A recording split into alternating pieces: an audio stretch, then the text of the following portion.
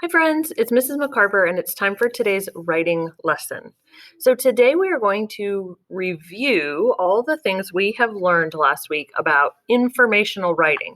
And actually, we might really have to think about it because we learned this stuff way back before our spring break. So I bet you have taken a couple weeks off of writing. So remember, informational writing, we talked about how you could write a how-to or how you could write a book teaching someone about a topic that you're an expert on.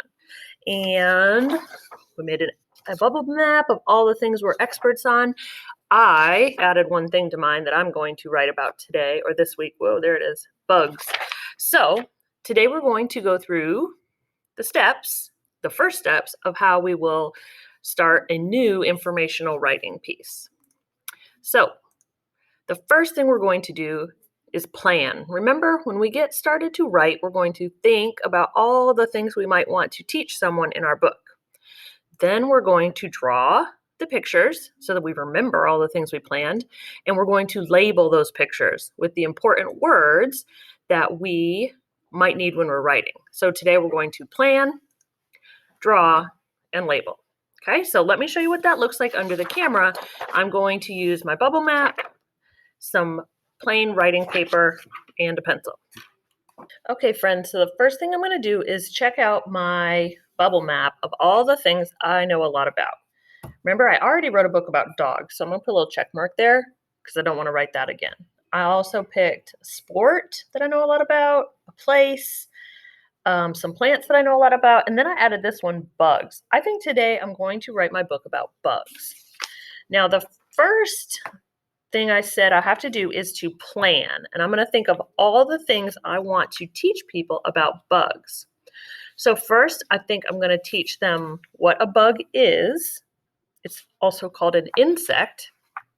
Then I'm going to tell them what bugs look like they have 6 legs and they might have antennas.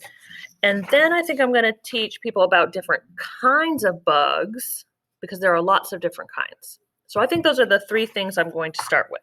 So I got 3 pieces of paper. Now today, the next step is I'm going to draw my sketches or start to sketch. And that way I'll remember what I want to put on each page. So I'm going to draw a quick sketch. The first page I said was I'm going to tell people what bugs are. So I'm going to do a quick sketch and I'm going to draw a few different kinds of bugs. And then I'll remember that this page is about bugs in general. Oh, sometimes bugs crawl on the grass. Okay, so that's down there. And that'll help me remember that we see bugs outside. And there's lots of different kinds. Okay, now my second page I was going to plan was what bugs look like. So I think I'm going to think about a bee. That's one kind of bug. It's going to have their body parts. And they have 6 legs. And then on the other side, they have their other legs.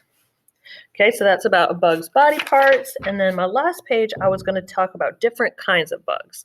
So I'm going to, some different kinds of bugs I know are a grasshopper. Those have big, long legs to help them jump in the grass. And also the bee. Those have stripes. I know they have 5 eyes. Dragonflies are another type of bugs or insects.